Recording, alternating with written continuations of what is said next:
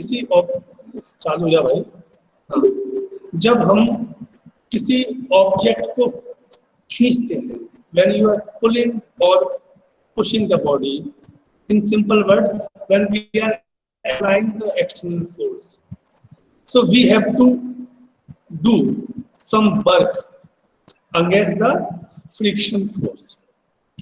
तो हमें वो काउंट करना है कि जब हम किसी बॉडी को किसी पर स्लाइड करते हैं तो उस वक्त माफ करना, जो फ्रिक्शन फोर्स होता है उसके अगेंस्ट में वर्क कैसे होता है और कितना होता है।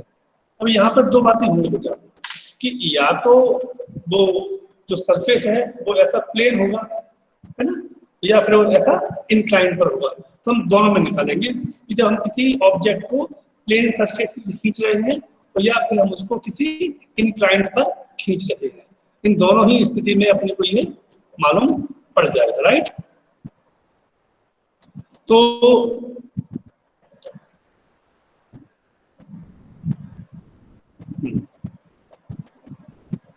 अब देखिएगा यहाँ पर, तो आपका आज का हेडिंग हो जाएगा, डाल दो बेटा, work done against friction,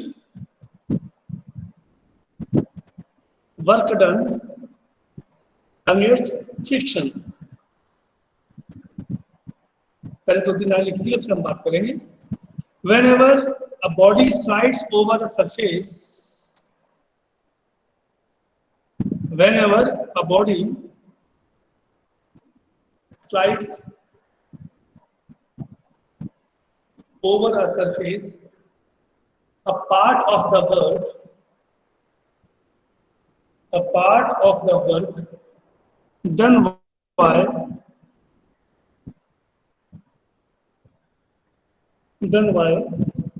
it is spent in overcoming friction.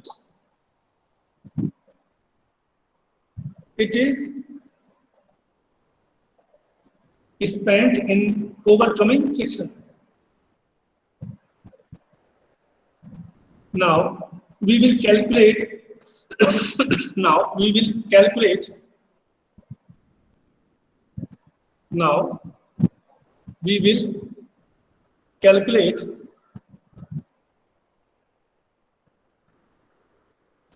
the work done by a body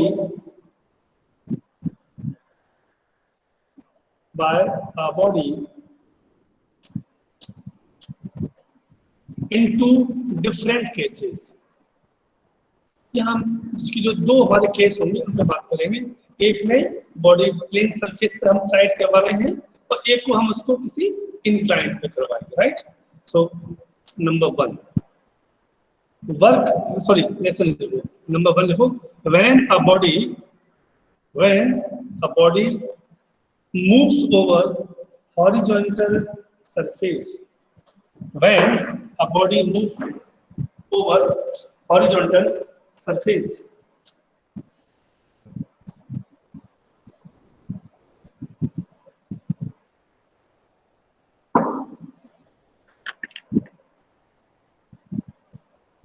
इसमें क्या करेंगे बेटा हम लोग, ऐसे एक लाइन ड्रॉ करेंगे। ये लाइन नहीं है, ये सरफेस है। यहाँ आपने बॉडी को रखा और आप इस पर एक फोर्स F लगाएंगे, राइट। जब आप फोर्स लगाएंगे तो आपको पता है इसके अगेंस्ट में एक फ्रिक्शन फोर्स काम करेगा। आपको ये भी पता है बच्चों कि यहाँ पर एक वेट काम करेगा। आपको ये भी पता है कि यहाँ पर एक नॉर्मल रिएक्शन वर्क करेगा। अब क्या होगा कि मान लो ये ए पोजीशन है, अभी फोर्स लगाया और ये बॉडी यहाँ आ गई, तो अभी भी जो फोर्स लगा है वो ऐसे ही रहेगा, अभी भी ये एनर्जी लगने वाला है, अभी भी ये आप होगा, ये यहाँ आप देखें तो ये अब फिर से फ्रिक्शन फोर्स नहीं बताने वाला है, और ये मैं इसको ऊपर लेके आया। और यहाँ से लेकर के ये यहाँ तक मान लो इसने ऐसे डिस्टेंस कवर किया है। Please draw this diagram properly. कैसे आपको बताना है, ये है हम इसको ये डैश मान लेंगे।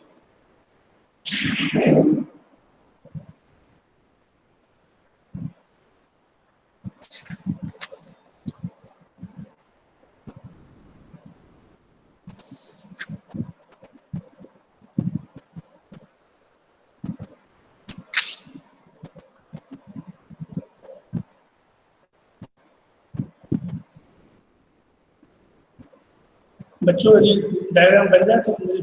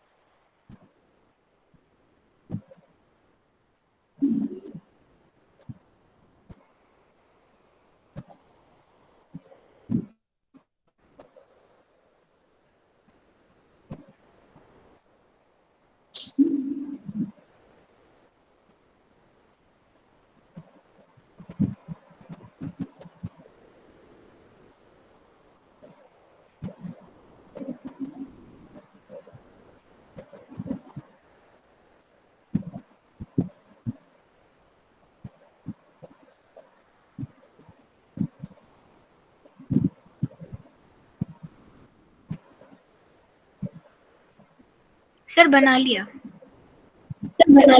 थैंक यू बेटा। देखिएगा, let us consider a body A, let us consider a body A of weight mg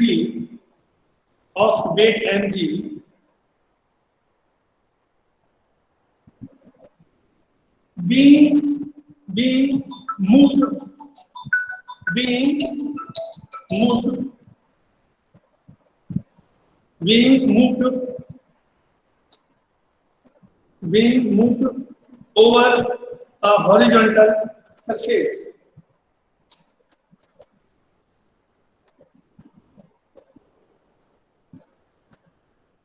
आगे लिखिए,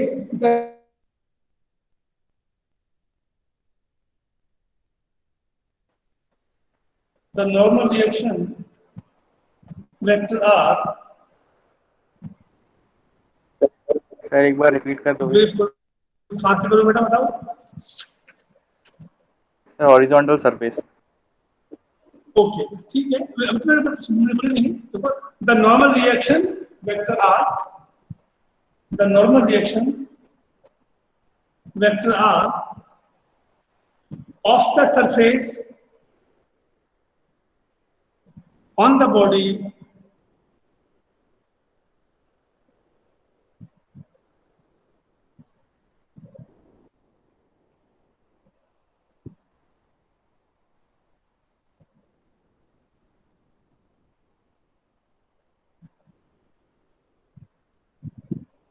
on the body acts vertically upward, ऊपर जा रहा है।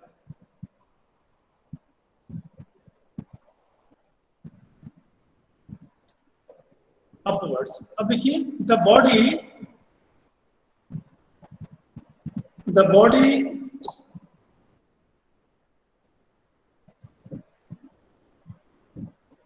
will just move, the body will just move if the external force vector F, a vector F is just equal to the limiting friction.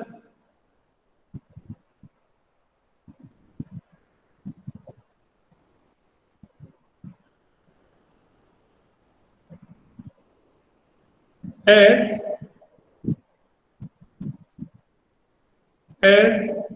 There is no motion in the vertical direction, ऐसे में कोई भी motion नहीं है ऊपर की तरफ में, as there is no motion in the vertical direction, that is R is equal to mg.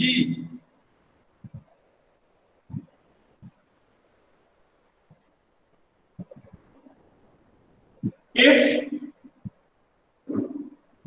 the external force vector F, if the external force vector F displaces the body A, displaces the body A to a position A dash, to a position A dash by moving it through a distance S, through a distance S.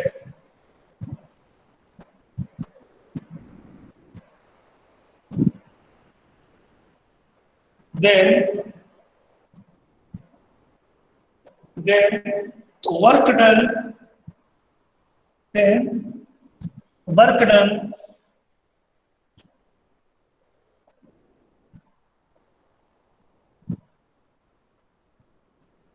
by the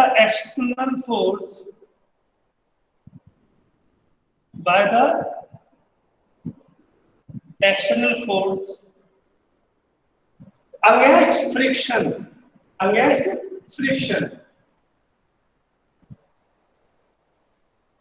is given by W is equal to F into S.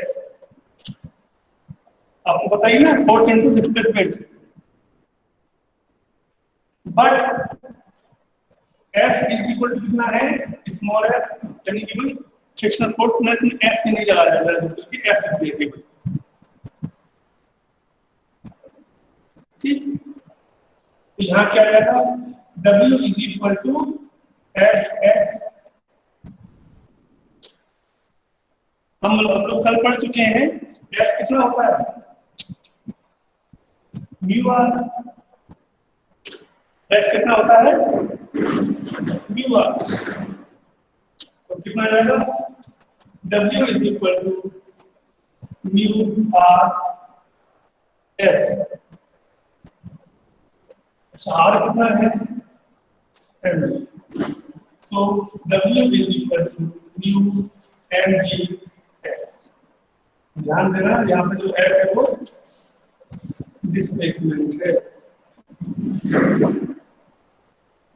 mu mg, right? So that is work done, है ना, against the frictional force.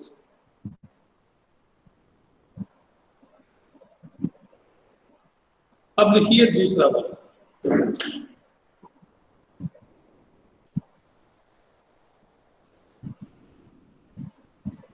देखो बच्चों, case number 2 लिखिए, when a body moves up an inclined plane,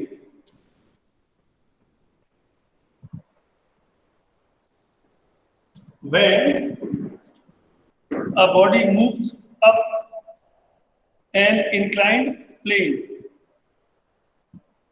प्यारे बच्चों, ये मान लो यहाँ पर ये एंगल थीटा है,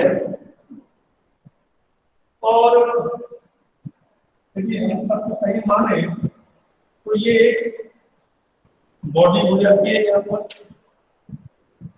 आपको बताने की जरूरत नहीं है, यहाँ पर ये क्या हो जाएगा, इसका mg, और ये राइट। हम कल पढ़ चुके हैं, कल मतलब अभी कुछ दिन पहले हमने इसको पढ़ा हुआ है। इसके दो कंपोनेंट होंगे, एक हुआ ये थीटा है, तो ये एंगल भी थीटा हो जाएगा, इसे कहेंगे आप एम जी cos थीटा और ये होगा M G sine theta, right. अब क्या हो जाएगा, अब यहां पर आपने लगाया एक एक्सटर्नल सोर्स है, प्यारे बच्चों ध्यान देना। तो अब आपको पता है कि एम जी cos थीटा तो आर से बैलेंस हो जाने वाले हैं, यानी कि एफ जो होगा ना वो एम जी साइन थीटा के इक्वल है, तब तक तो ठीक है। जब इससे ज्यादा लगाओगे तो ये आगे की तरफ बढ़ जाना है। अब क्या होगा, मान लो कि ये यहां तक आ गया, बढ़ गया, तो सेम टू सेम फिर बनाया जाएगा। ये एम जी, ये आर, ठीक है, और यहां पर ये एम जी cos थीटा, ये एंगल थीटा, बताने की जरूरत है एंगल थीटा, ये इक्वल की तरफ जाने वाला फोर्स एफ हो जाएगा, राइट। अब इस डायग्राम को इतने ही इत्मीनान से बना लो, बस यहां लिख देना ऐसे है मोशन, ये ध्यान रखते हुए ये बॉडी यहां से ऊपर जाएगी। डायग्राम मेन बात होती है बेटा, डायग्राम बनाना वो आपको आना चाहिए, और कोशिश किया करो कि जैसे मैं बनाता हूं वैसे ही बनाए आप, तो आपको ये फायदा हो जाएगा कि कम समय में डायग्राम बना पाए। Please make out figure.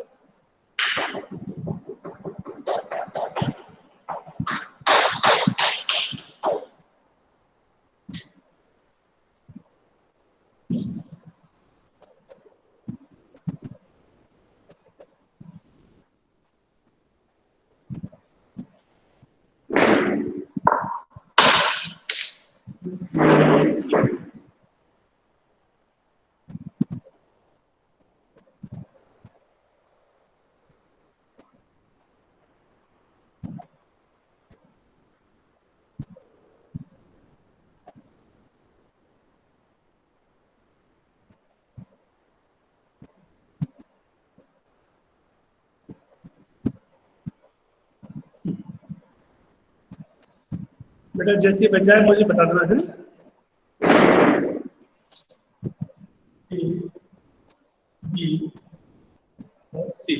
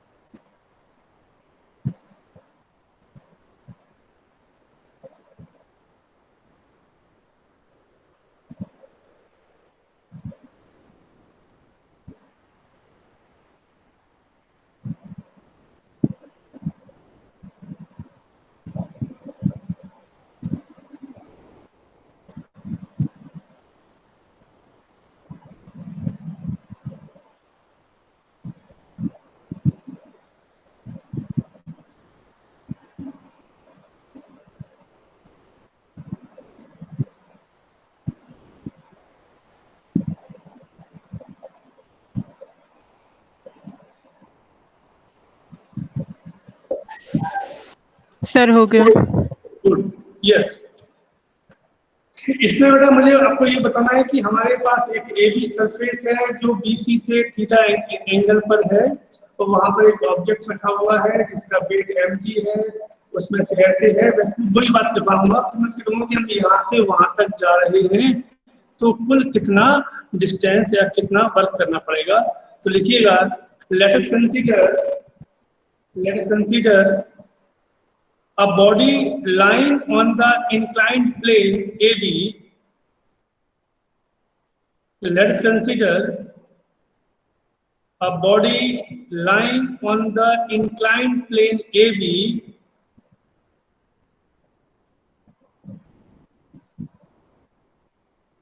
theta being the angle of inclination, alpha being the angle of inclination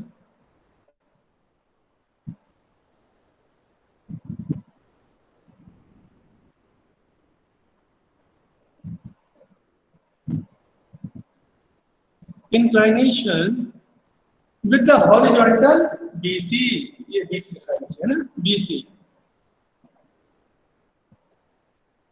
The weight mg acting vertically downwards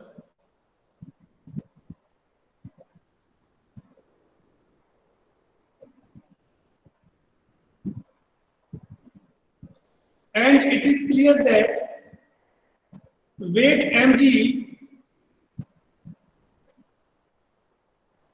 can be resolved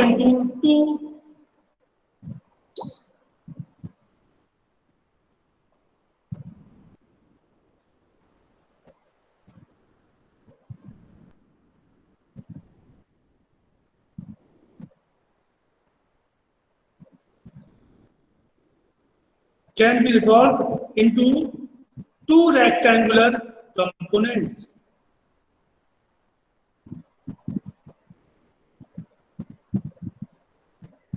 Number one, mg cos theta vertically vertically नहीं, ये समझ लेना, mg cos theta perpendicular to plane AB, mg cos theta perpendicular to the plane AB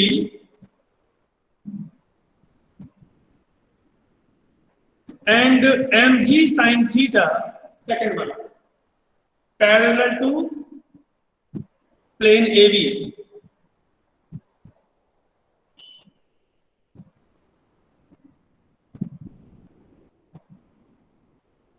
As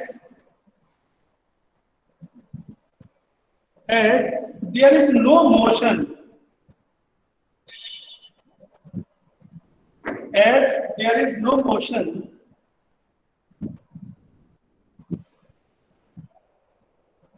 in direction perpendicular to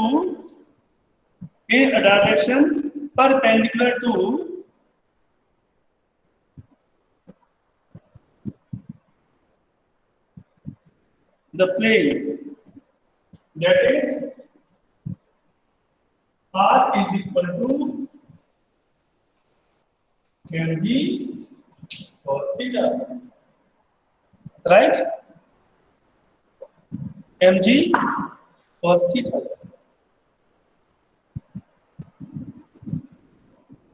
अब जो कि हमको ये body को ऊपर की तरफ लेके जाना है, तो पक्की बात है कि आपको इस mg sin थीटा के खिलाफ काम करना पड़ेगा. ध्यान देना बेटा. अब जब इसको ऊपर की तरफ लेके जाओगे तो अब जो f होगा ना, उस f में दो फोर्स जुड़ जाएंगे. एक तो mg sin थीटा है, और चूंकि बॉडी ऊपर जा रही है तो इसके अगेंस्ट में ये अब लिख रहा हूं, ये फ्रिक्शन फोर्स भी इसमें ऐड हो जाएगा, क्योंकि आपको पता है कि जब बॉडी मूव करती है तो उसकी अपोजिट डायरेक्शन में फ्रिक्शन फोर्स आता है. इसका मतलब क्या हुआ कि इस बॉडी को ऊपर लेके जाना है तो at least the external force must be equal to the sum of mg sin theta plus friction force. इन दोनों के बराबर होना चाहिए या उससे अधिक होना चाहिए, तब ये बॉडी ऊपर की तरफ मूव करेगी. ओके, तो लिखिए इसी बात को. Since the body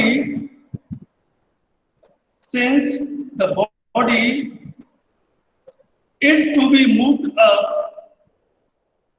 since the body is to be moved up the inclined plane,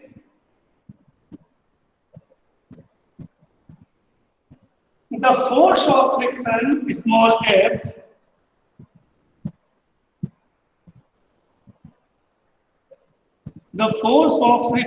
small f also acts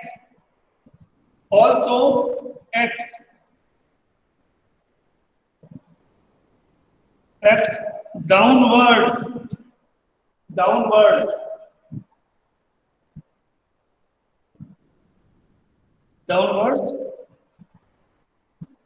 along the plane AB.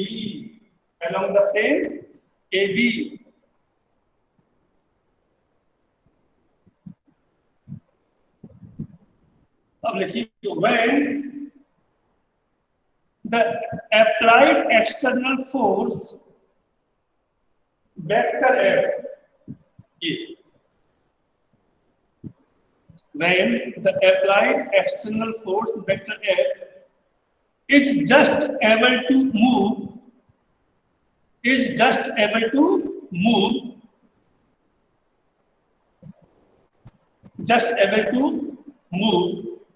the body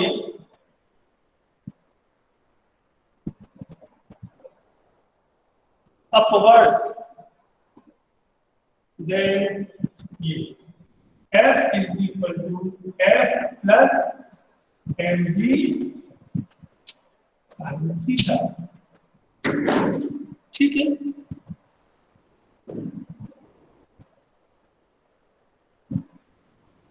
if the body moves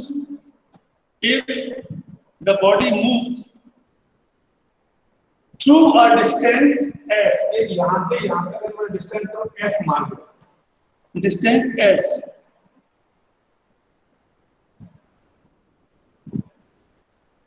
then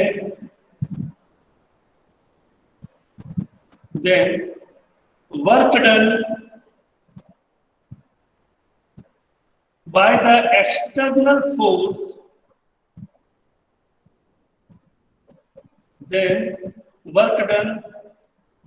external force,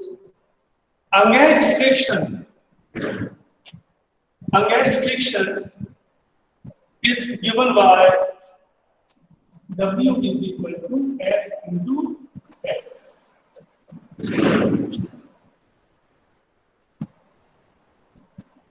Okay, so W is equal to S कितना है, ये लिखा small f plus mg sin theta into S. But f कितना होता है, mu are, right, f कितना होता है, म्यू आर, और r की वैल्यू कितनी है, ये देखिए होगी, so f is equal to mu mg cos theta, mu mg cos theta. Substitute the value of small f in above equation. So W is equal to f कितना हो जाएगा, लिखा हुआ है mu mg cos theta plus mg sin theta, और बाहर तक s लिखा हुआ है,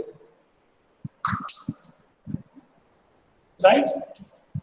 सो W इज इक्वल टू, इन दोनों में से हम mg को कॉमन ले सकते हैं, केवल s लिखाई बात mg into s यानी कि डिस्टेंस, तो अंदर क्या बचेगा अपने को,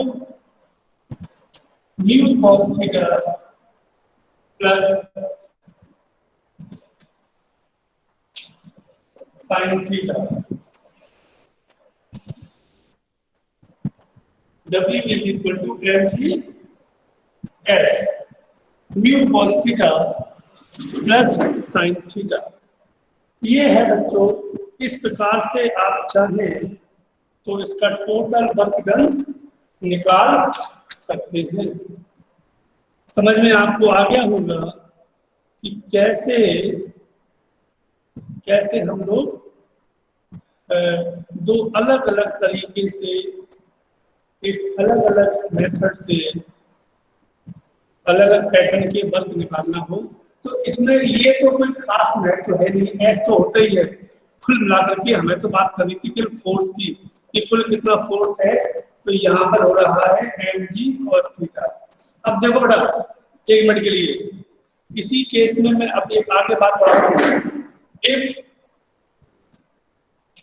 थीटा इज इक्वल टू 0, प्यारे बच्चों, if theta is equal to 0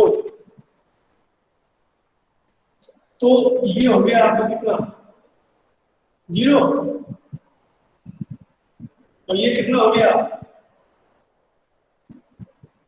1, right. तो कितना आंसर आ गया W is equal to mu mg into s। समझ में आ रहा है क्या Nishant?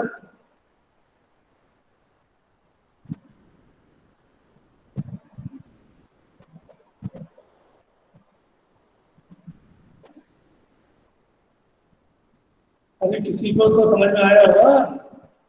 Yes sir. Yes sir.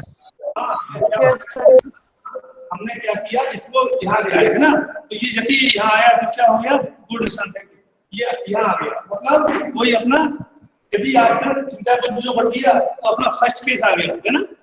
अच्छा, और यहाँ पर आपने और एक और चीज देखो आप, और भी इंटरेस्टिंग चीज बता रहा हूँ आपको। If theta is equal to 90 degree तो अब क्या हो जाएगा ध्यान देना।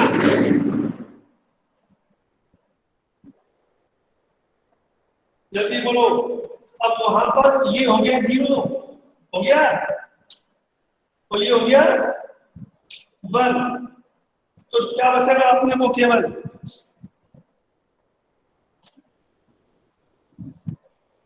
W is equal to mg into s, ये बचेगा। Yes sir. अब यहाँ देखो बड़ी इंटरेस्टिंग बात, यानी कि आपने इसको यहाँ से यहाँ ले आए क्या कर दिया। तो अब देखिए जैसे ही यहाँ से ये सीधा हुआ, अब यहाँ से आप कुछ फेंकोगे तो नीचे आएगी ऑटोमेटिकली। तो मुझे क्या हो गया, ये क्या लिखा हुआ है फोर्स, ये क्या लिखा हुआ है डिस्प्लेसमेंट, वही होता ना यानी कि mgh। समझ में आ गया आपको? और ठीक है। अच्छा, ऐसी इस स्थिति में जब ये ऐसे नीचे आएगा तो यहाँ पर फ्रिक्शन फोर्स 0 हो जाएगा, यानी कि इसमें कोई इंपॉर्टेंस नहीं बचेगा, ऑटोमेटिक बॉडी ऊपर नीचे जाएगी। ओके, तो ये आपके इसी के 2-3 डिफरेंट केस थे जो मैंने आपको बता दिए, राइट। देवांशी, अब शायद आपको जो कल आपने मुझे क्वेश्चन दिया था, हालांकि मैं आपको पढ़ नहीं पाया था, समझ देखा था केवल, शायद अब आपको और ज्यादा वो क्वेश्चन आपका जो है बिल्कुल स्पष्ट हो गया हुआ, राइट। Yes sir. सर इसका सॉल्यूशन मैंने भेज तो दिया आपको। आपने मुझे दिया था उसको, बेटा मैंने सिर्फ देखा था, पढ़ा नहीं था, मैं बिजी था कल इस चक्कर में। तो लेकिन वो जो आपने जिस पैटर्न से किया था वो मेरे समझ में आ गया था कि वो ऑलमोस्ट आपका सही पैटर्न था बेटा, होगा ना। तो ये था कल हम लोग, कल मीन्स हमारी जो नेक्स्ट क्लास होगी वो शायद इस फ्रिक्शनल फोर्स के लिए लास्ट क्लास होगी, तब तक हम इसको पूरा पढ़ लेंगे। अब इसमें थोड़ा सा हिस्सा बचा हुआ है जिसे हम कहते हैं रोलिंग फ्रिक्शन। वो हालांकि वो ज्यादा उसमें टाइम नहीं लगेगा, जल्दी हमारा काम हो जाएगा। वो है हमारा रोलिंग फ्रिक्शन। इसके बाद हम लोग नए चैप्टर की ओर जाएंगे और उस चैप्टर का नाम है वर्क एनर्जी एंड पावर। ये वर्क एनर्जी पावर वही है जो आप लोगों को मैंने या आपके और टीचरों ने आपको 9th में पढ़ाया होगा, बस वहाँ थोड़ा सा कम था, यहाँ पर ज़्यादा है। मैं रिकॉर्डिंग बंद कर रहा हूँ। If you have any doubt, any queries, so please ask me immediately.